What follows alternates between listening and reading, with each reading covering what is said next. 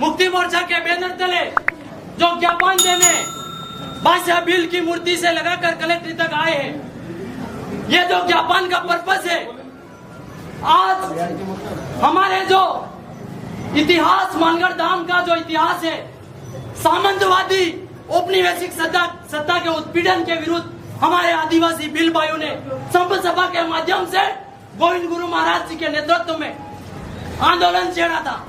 आदिवासी अत्याचारित हो रहे थे, शोषण हो रहा था, दलित थे, वो कहीं न कहीं हमारे समाज के मूवमेंट को लेकर प्रताड़ित हो रहे थे।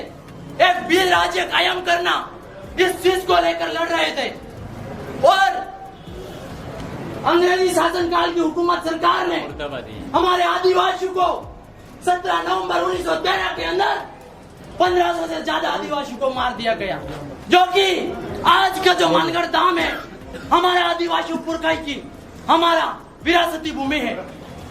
आज उस भूमि को लेकर, उस पवित्र धाम को लेकर उदयपुर का सांसद मन्नालाल जी रावत, हमें यह उम्मीद नहीं थी कि वो सांसद बनकर सदन में जाकर हमारे पुरखों के इतिहास के साथ छेड़छाड़ी करेगा।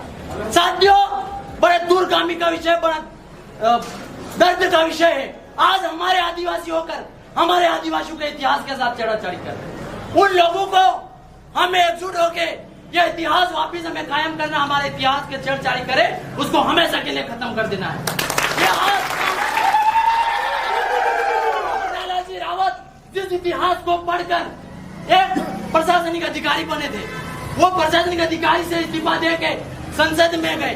क्या हमें यह उम्मीद थी कि वो हमारे आदिवासियों के पुरखाई व्यवस्था जो भील राज्य कायम करना है उस इतिहास के साथ छेड़छाड़ी करे? या हमें कतई बर्दाश्त नहीं हो। आप हाथ खड़े करके आश्वासन दीजिए नहीं है बर्दाश्त।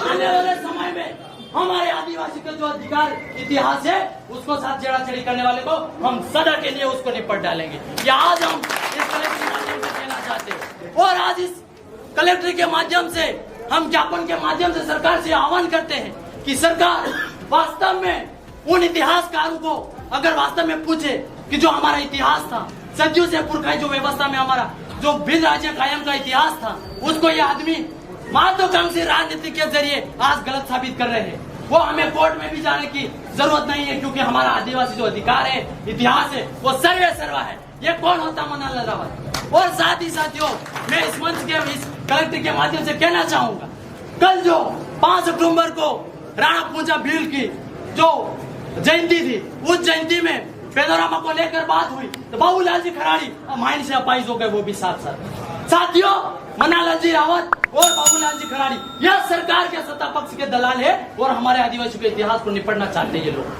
यह चैलेंज है हमारा, तुम जो करो करके देखो, हमको रोक लो, रोक करके दिखा दो हमारे इतिहास। और वो कहना चाहते हैं, बाबूलाल जी खराड़ी आज बोल रहे, दूसरों की भाषा बोल रहे कि वो तो सोलंकी था। कौन सोलंकी था? राणा पूंजा भील। इतिहास उठा के देखो, राणा महाराणा प्रताप की मां ने राणा की उपाधि दी।